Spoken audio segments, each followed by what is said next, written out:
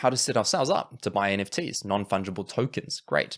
All right. Well, firstly, of course, as I mentioned, understand cryptocurrency. Now, and what's going on, guys? Kieran Nedley here from the NFT, the What, Why, and How podcast. I believe it goes in that order, either why and how or how and why. I keep forgetting. Brand new to this. I'm going to change it to that NFT podcast, I think. What do you guys think? I've got it as my Instagram handle. I've got it as my email. It's that NFT podcast at gmail.com if you want to get in touch, just so you know. So I think that'll be easier because this name I did because it was obvious. It states what it is. But I like that NFT podcast. It sounds better. So this podcast is about, as you see in the title, how to set up a wallet and then how to invest in NFTs, because that's why we're here, right? So let's talk about that, right? But in order for us to talk about that, we want to understand firstly a little bit more about the currency itself. All right, we'll talk about why the currency is so practical and why it's so important and why it's becoming more expensive another time. There's so much more I can go into that, but we won't touch on that today because we're here for the how to set ourselves up. Then we'll talk about next time a little bit more about the future of NFTs and why cryptocurrency is becoming more and more valuable. The real reason why is not just because it's a valuable asset and because of the utility, there's so much more to it. And that way you can understand the market more, which is fantastic. We want to understand the market. So we'll also talk about, what to look at, what to buy. And again, this is not financial advice. I'm just going to be sharing with you what I would suggest if I was a financial advisor, which I'm not. Okay, so do not take my advice. All right, this is just, this is for entertainment purposes. Anyway, how to set ourselves up to buy NFTs, non-fungible tokens. Great. All right, well, firstly, of course, as I mentioned, understand cryptocurrency. Now, the reason why I can go and buy Ethereum-based NFTs, all right? So that's what I do. I've mainly got Ethereum-based NFTs. I've also got an NFT that is technically on the Ethereum blockchain, but I bought with US dollars actually.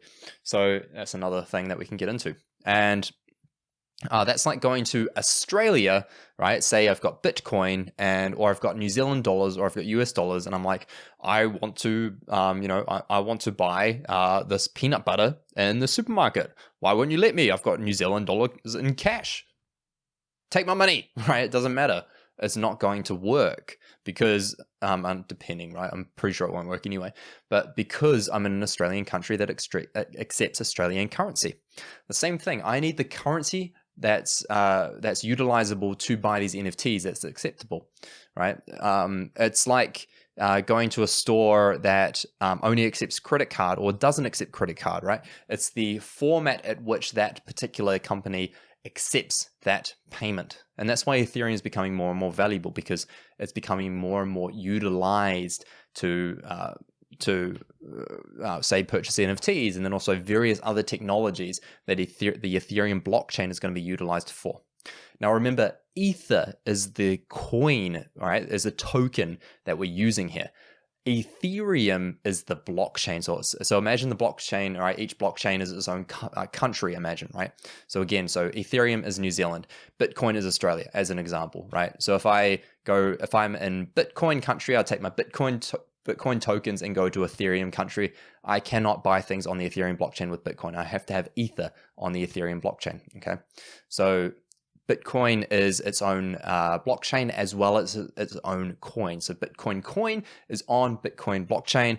Ether tokens are on the Ethereum blockchain. All right. Solana currency is on the Solana blockchain. Right. You get my point, right? Each thing has its own blockchain, and on that blockchain is established a whole new world, right? So it's like established, it's got supermarkets on it. It's got, not literally, but it's a metaphor. It's got supermarkets on it. It's got general stores. It's got warehouses, right? It's got Bath and Beyond, right?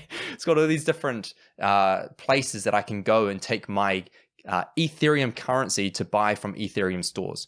So you get my point. Pretty straightforward, right? Any other questions, just send them my way on my Instagram, all right? And then I can be more clear if I need to be. All right, we can always answer on future podcasts. This is also the third attempt at this podcast, by the way, guys. So please have empathy for me. I'm going a little bit crazy. I'm not going to lie. No, I'm not. I'm actually pretty chill.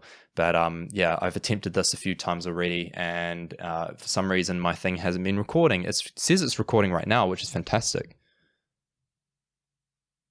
It does? Yes, we are recording. Thank goodness. Oh my goodness. Please do not stop recording, because that's happened 2 times literally. I will give up after this if it's the case. So yeah, I literally recorded 45 minutes earlier, and then I recorded another 20 to 25 minutes just before, and both times it failed. So yeah, let's just hope, please, that this works. Let's do it.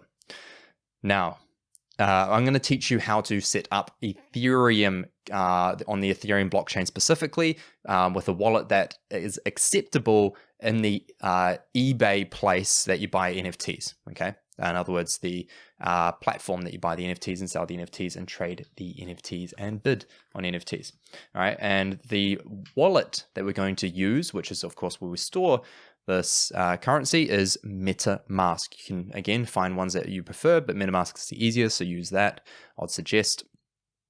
And like I said, it is super secure. It's I haven't said that yet, but it's incredibly secure. Honestly, it's freaking more secure than Swiss Bank. All right. In fact, Tom Ballou, if you don't follow him on Twitter. Tom Ballou, Bilyeu. All right, great guy. He's got a project coming out on the 13th of October that I will be investing in, and it's called. It's based on the Neon Future project that he's already done, and I've invested in that too. And he was talking about how someone tried to hack into the Ethereum blockchain and it didn't work, right? They saw disturbances, but it seems virtually impossible to do it, because not only is it decentralized, but the system is so secure that it's just not possible to actually hack into it and to steal money. But people have hacked into the banking system and stolen money, right? It is possible, right? In fact, to understand crypto a little bit more, you will, when you give your money to the bank technically owns it, right? You might be a bit, you might be questioning that a bit. What do you mean by the bank owns it? No, I own it. No, technically, legally, right? The bank could, if it wanted to, limit the amount of money you can take out of the bank, because the bank is in ownership of your money when you give it to the bank. It's not your money anymore when you give it to them. You can take it out, you can return it back to yourself very easily, seemingly, but the moment that, say, a country went into a crisis, economic crisis of some sort, it could quite literally be like, nah, all right, we're not giving it to you, not right now, all right? Or, you can only take out this much per day, right? The blockchain doesn't do that because it's decentralized. It's not owned by a country, organization, or individual. Whereas the bank is a centralized system, it's owned by an organization or country, right? And because that is the case, it has power and control over it. With that being said, right, like I said, the blockchain does not have that. It's decentralized, therefore it's owned by 0 people. It's owned by no one, which means that, and yes, that sounds scary, but it's actually great, because that means no one has power over it. That means when you own your currency in your wallet, you have 100% ownership of it. You have 100% control over it, which is fantastic, and it's incredibly secure. So let's talk about how to set up a MetaMask, okay? So setting up your virtual wallet. What you're going to do is you're going to go to, where are we? I actually need to reopen it up, but you want to go to Metamask, all right? M-E-T-A Mask. I will put a link in the in the description below, in the show notes below, and it'll be just metamask.io, okay? And what it will do is it'll ask you if you want to, because you can just go download MetaMask today, and then it will ask you if you want to download on like Firefox or Chrome or iOS or Android or whatever it is, because you can download it on your phone, but then you can also download it on your browser. And I would suggest doing both, because you can only actually buy NFTs on your browser at the moment. The technology hasn't quite gotten to the point where we can do that on our phone, unless you're using certain systems like Vivi, then you can, okay, but not with this one that we're doing. Now, when you, if you just go, oh, damn, I lost it. It was here somewhere. Oh, here we go. Yeah. So what you want to do is, you get the extension, you download it, all right, on your computer, and then once the connection's set up, you can see a little fox in your top right corner of your browser, right? And you can use you've got to be on a web browser that allows you to use MetaMask. So if that's not the case, then you need to download something like Chrome or Firefox or whatever it does. Okay, just Google what browsers does MetaMask support. There you go. All right. And once you do that, you click on your little foxy fox in the top right corner. All right. And then that will be your wallet. It will say 0 ETH probably, or 0, or just say something there. And what you do, actually, sorry, no, that's mine. I won't say that yet, but it will once you've done all this, right? Once you've opened it up, you go through, you follow through with the instructions that it asks you. You read and agree to the terms and conditions, all right? There's a few conditions, so just go through it. You enter a password and create your wallet. Then and make sure you save that password in a few places. Then what you'll do is you'll be getting a 12 seed words, all right? Seed words, so this will be your seed phrase. Store this somewhere, all right? Either, store it in your email, send an email to yourself, write it and put it in a safe, all right? Put it in your journal, but don't put it in the journal that someone's probably going to read. Give it to your grandmother, but because the grandmother's not going to know how to use the seed phrase. Put it in like 2 or 3 different places. I've literally got it in about 3 different places.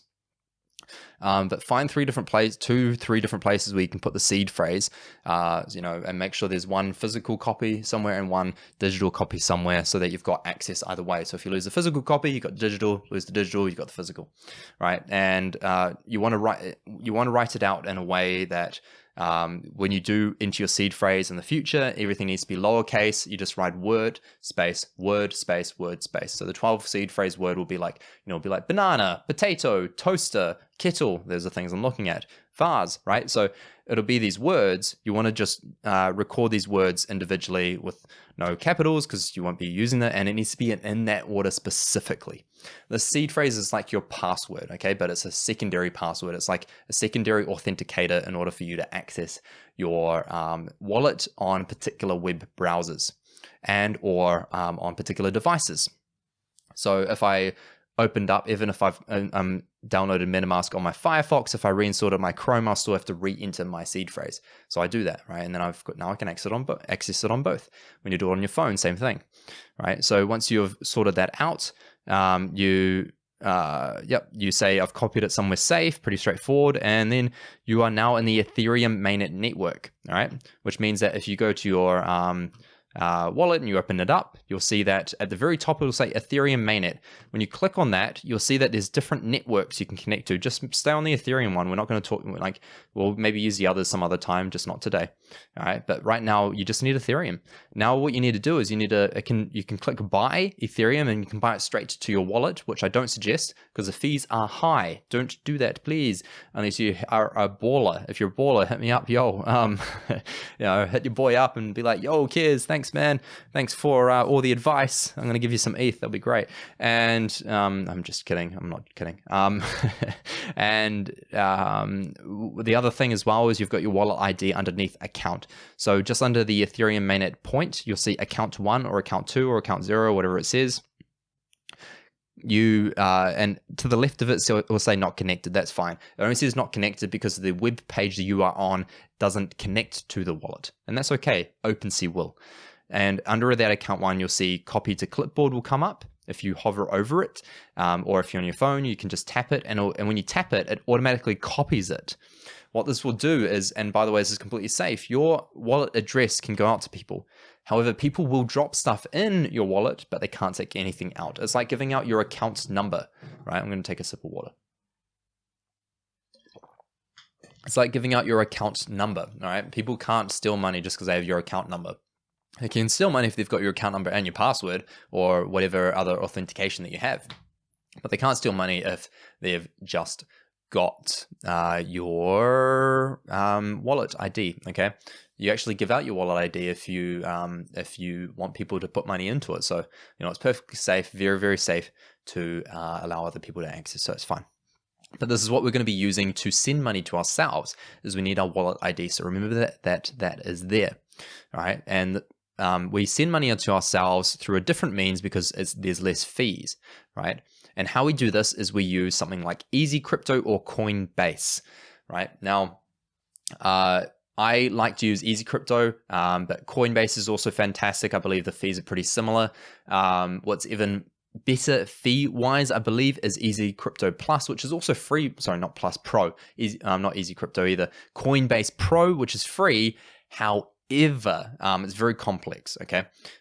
Which is why it's a pro version, because it's professional.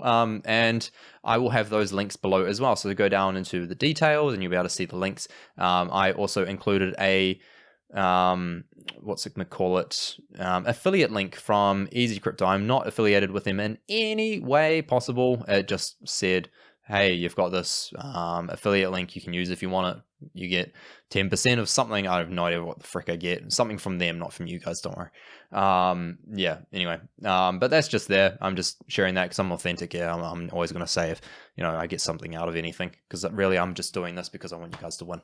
As I say in the intro, I want you guys to win. Haha. So that's pretty straightforward right now. If you have any other questions around MetaMask, YouTube it, Google it, hit me up, right? Straightforward. Not so straightforward, but when you get it, you will get it. It will click. Just like getting an iPhone for the first time, you're like, what the heck do I do with this touchscreen? Makes no sense. It does eventually, and it becomes second nature. Same thing. You will get it. Okay, now once you've got MetaMask, we go to Easy Crypto. Ideally, if you're in New Zealand, it's the best one that I like, all right, or Coinbase or something like that. And what you do is you just simply sign up, all right? Again, very straightforward. And I'll just quickly head over to it because I want to talk you through it. All right, now, once you are in, all right, you sign up, straightforward, and then you'll see on the right-hand side of the home screen, if you're in New Zealand, it will say from New Zealand dollar. You type in the amount. Say I want to put $1,000 New Zealand into my wallet, all right? I switch, I click on the BTC point because it will normally come up with BTC Bitcoin normally, and it'll bring up a search engine point. So I type in ETH. Underneath ETC, there'll be Ethereum. Okay, so it'll be ETC, which is Ethereum Classic. You don't want Ethereum Classic, you want Ethereum. So you want the ETH. You click on that, and then it'll show you how much you get. Underneath that, you'll see rate info, and you can see that the rates and the things that it takes. So Easy Crypto gets 0.995%, Forex costs 0.45%, and then there's a network fee and a couple other fees. But at the end of the day, it doesn't end up being much of an overall fee. You go buy now, all right, and I haven't signed in, so it's not letting me. But yeah, and once you do that, it'll ask for your wallet address, all right? So again, you know where your wallet address is, right? You go to your MetaMask, you literally go and copy to clipboard, and you paste it into your wallet address. It'll also ask if you have a memo ID tag or anything like that. If your particular wallet doesn't say that it needs one, or someone hasn't invoiced you and you're trying to pay through cryptocurrency, then you probably won't have one and you don't need one. Okay, it's only if it's asking you. Binance is a great wallet and a great system where you can trade very easily. However, and that's something we'll talk about another time. However, the Binance wallet, I believe when I've put money on there from Easy Crypto, it's usually had a memo tag or something like that I've had to use depending on what I've bought. So yeah, just be wary if you're using something else. It might ask for you to use that, but most of the time it won't. So it's perfectly safe. You just need the just checking if this is recording because I'm getting a little bit concerned just in case it stops recording for any reason. Please don't. Yeah, so all you'll really need is the wallet ID, and you'll be able to send it. Then you go next, and then when you go through, it'll just go for the recommended one, which is the very first option. There'll be 3 different options of how you want to send your money. I use instant transfer or whatever it is at the top. Then there's a couple of other options, but I use the top one. And then once you go through there, you connect to your bank, and then you connect to the account that you want to send money from, right? It'll ask you BTC, is it BRN or BN something 20 BRC20 or something like that, which means Binance. It's like a Binance network or something. We're not doing Binance. We're doing the Ethereum network, which is ERC20. ERC20 is your token that you are buying. You're buying ERC20, which is the token, the Ether token that you can use. So it's your money on the Ethereum network. So you want to use ERC20, ideally, if you're buying Ethereum. But if you're not buying Ethereum, then you probably use something else. Otherwise, it won't actually work. It won't go through. So it's fine. But yeah, you want to be also quite careful with that, what one you use. And then, then you send it. And then it might take a few minutes, it might take a few hours, but it'll eventually get to your wallet. All right. Once it's there in your wallet, you'll be able to open up your Metamask on your phone or on your computer, and you'll be able to see, oh, I got Ethereum. Woo! But dope. And you'll notice underneath it, there'll be the equivalent in USD or NZD, depending on how you set it up. And it'll fluctuate because Ethereum is always changing in terms of the worthiness against the dollar. And just because it's volatile doesn't mean it's bad. It's actually really good. Volatility is a positive in many ways, and depending on how you look at it. So, excuse also, by the way, guys, if you follow me or you know me personally, you know that I don't normally talk this fast. But how unengaging would it be for you techie people out there who want information so fast right now if I spoke to you like this, how I normally speak? This is actually how I normally speak. And this is how I want to speak, right? Because you listen to each word exactly as I say it. It has more depth and more meaning. But when I speak like this, I'm getting information to you as quickly as possible. But that's the way that I keep you guys engaged, right? Especially in the tech space. People want things fast because tech is fast. So now you've sent money to your wallet. You want to go to OpenC, right? .io, OpenC, like the ocean.io. You sign up connecting your wallet. All right, so you've got your Metamask, you click sign in using Metamask, you connect your Metamask. Once it's said, it'll come up with a thing. If you want to sign it, you click sign, it'll connect. Boom, you're connected. Now you can just literally start trading on the quote unquote eBay of crypto, of Ethereum, sorry. It's like the eBay of Ethereum. And there's been, in August alone, I believe there were over 200,000 wallets on connected to OpenC, which is insanity. Insanity, that's a lot, right? And that 200,000 wallets produced $3 billion in sales. Crazy. Man, imagine how much there is now. And this is September, let alone imagine what's going to happen in 2022. It's insane.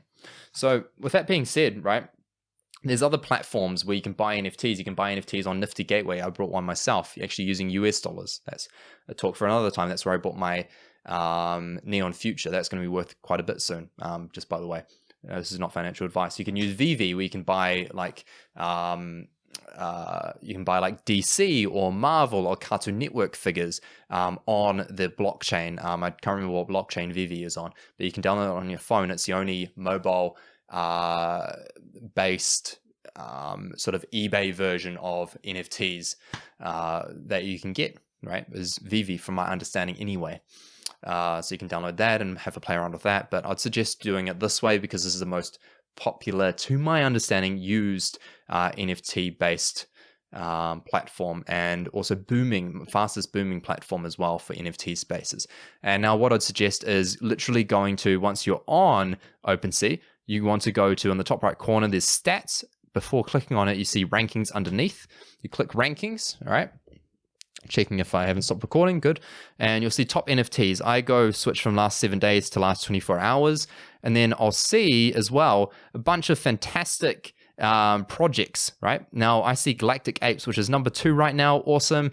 I have 2 of them. It is currently worth a minimum of 1.05 because that's floor. Floor means that it is the minimum price that you can get them for at buy now, right? And there's 10,000 of them, which means, because under the assets is how many of them there are, there's 10,000, right? How many owners within those 10,000 are there? There's 3,200. I am one of them. I own 2 of them, right? And that's going to continue to go up. I bought it 2 days ago. No, I didn't. I bought it yesterday. Both. I bought one yesterday, one this morning, and it's crazy that it only released 48 hours ago, and it's over an ETH in floor price, which is insanity for any project. That's a great project. It's going to go north. I am sure of it. This is not financial advice. Now, you can scroll through here and you can see a bunch of projects that have had a lot of volume traded. Volume traded means the total amount of total value of Ethereum that's been traded. In other words, total quote unquote dollars that have been traded within this, right? So for example, you might sell 10 Nissans, but one Ferrari, and Ferrari still might make more money that day. So therefore there's more quote unquote dollar volume traded, you see. So same thing, right? The volume traded is actually the total amount of value that's been traded that day. Last 24 hours. You can just look at the week, but I like to look at the last 24 hours because then I can see what projects right now are booming in this moment. And then I like to look at them. We'll speak about how to look for things and what to look for. For now, just look at those and study those and make a mental bet on 10 projects. Literally write down the project, write down the current floor price, and write down any other stats you're interested in. Look at their Twitter, look at their Discord, right? You'll be able to find their Twitter and Discord by just typing it in on Twitter, and you'll find their Discord there. Or if you go into the project and you click on one of the NFTs in the project, you'll see that underneath details, underneath the NFT on the left-hand side, you'll see that you'll be able to see a Twitter icon. Click on the Twitter icon there, right? So that's another way to find it, or their Discord, or the NFT, or their website. Now, once you've done that, all right, make a mental bet. In 7 days, I think this will go up, right? And then in 7 days' time, come back and look at the 10 different projects you made a mental bet on and see if they did go up. If all of them went up, great. You know what you're looking for. You're doing well. If none of them went up, okay, well, you have something to look at, right? If some of them go up, some of them go down, which is the most likely scenario, then what you'll find is you'll be able to see, okay, you'll be able to ask yourself, why did this do well? Why did this one not do well, right? And you can start to audit and start to understand why certain projects do well, why certain projects don't. You'll be able to start to see certain differences. So you start to get an understanding of what to look for, right? Like literally the last 24 hours, I've made $3,000 just for a flip, right? I flipped I flipped 2 galactic apes. I bought one galactic ape at 0.5 ETH. I sold it at 0.8 within 45 minutes. Crazy. And then I bought another one when it dropped back down to 0.65 and I sold it at 0.95, right? And that was all in the space of about 12 hours. So I made, that's equivalent to making about 3,000 New Zealand dollars in the space of a few hours, just like that. But then I bought back in and I bought 2 more galactic apes. So even though I technically still an asset value, I've made money. But yeah, because my money's gone back into the project. Yeah, there it is. So yeah, it's pretty cool. Like if I sold these 2 JPEGs, I'd right now have about 9,000 New Zealand dollars, just like that. Boom. Like literally I'll be able to sell it because at the moment the trading volume is insane. Like if I click on the project Galactic Apes, you'll see that there'll be 4 squares. There'll be items, owners, floor price, volume traded. If I click on volume traded, right, it'll show me how what the all the last items that have been sold for have sold, right? And some have sold for 1.3 ETH, 4.2 ETH, right, 1.6, right? And if I keep scrolling, I'll be able to see, okay, there's been a few traded every, there's been, one traded every few minutes. So the trading volume's gone down recently, mainly because I believe that finally people have stopped trying to flip it, which is nice, which means people are finally holding, which means the floor price will start to go up. So that's what I'm noticing, right? And that's not a bad thing. That's a really good thing, right? We want that to happen. But you can start to get an understanding of the projects when you do that stuff and look into that. So hopefully this helped. Yeah, it's my goal to really help you guys not just understand these things more, but also be able to actually be on the system and be able to be trading and be investing in very valuable investable assets. Because right now NFTs are the most financially benefiting investable assets that are out there at the moment, right? In fact, that have ever existed. No other investable asset in history has brought this much of a compounding effect ever. It's insane, right? The most recent one was cryptocurrency itself, because, if you think about it, over like the 10-year period of being able to buy Bitcoin for a few cents to it being literally worth tens of thousands of dollars, almost 100 grand, which is insane. Like that was the most, the quickest compounding investable asset, but it was nowhere near as risky. It was risky when it started, but now it's not because there's so many users of it, right? But now NFTs are the most, but it's also very, very risky. It's the most risky investable asset that there are, because if a project starts to just say, no, we're done, all right, we're not putting in any more work, then all of a sudden all the users of that asset, all want to sell it and no one wants to buy any, then there's no demand. It's like, all of a sudden the New Zealand currency the New Zealand government being like, okay, the New Zealand dollar is no longer worth anything. You can't buy it. You can't use it to buy anything anywhere, right? All of a sudden it's worth zero, right? So that's a very clear example. It's obviously not going to happen, but it's a very clear example of how these NFTs can all of a sudden be shown as not valuable, but that's not the case. Why? Because you think that this coat that I'm wearing is valuable. You will buy it for $100, right? You think that the watch that you're wearing is valuable. You thought it was worth enough, like the amount of money that you bought it for, otherwise you wouldn't have bought it, right? You thought that the house you're in, that you're renting, that you bought was worth that much money, otherwise you would not have bought it, okay? So there's a aspect of perception that is involved there that requires our human mind to be able to perceive some sense of value in these things. That's why these are so valuable, right? Why is Louis Vuitton a Louis Vuitton bag when the same quality, literally the same quality and the same fabric and the same design and everything without the LV on it, right, is 20 times cheaper at another retailer than it is at LV, but simply because it's got the LV tag on it, you perceive it to be valuable enough to buy it, right? Maybe you not personally, but people you might know. So that's why NFTs particularly are becoming valuable, but also as well for many other reasons. And we'll talk about utility aspects like how the Apple glasses that are coming out, yes, these glasses where I'll be able to look at you and I'll be able to see what NFTs are in your wallet. Yes, this is happening, this is coming. So stay tuned for more information on the future of NFTs. I'm excited to share that with you. And then also, more stuff about trading stuff, and also as well, amazing individuals that are in the NFT space that I'll bring on as guests, so you can get as much amazing information as possible, and we can, really make you guys win. Cool. That's it. I love you guys. A friend of mine did message me and he's like, hey, Kez, you seem pretty confident in the space.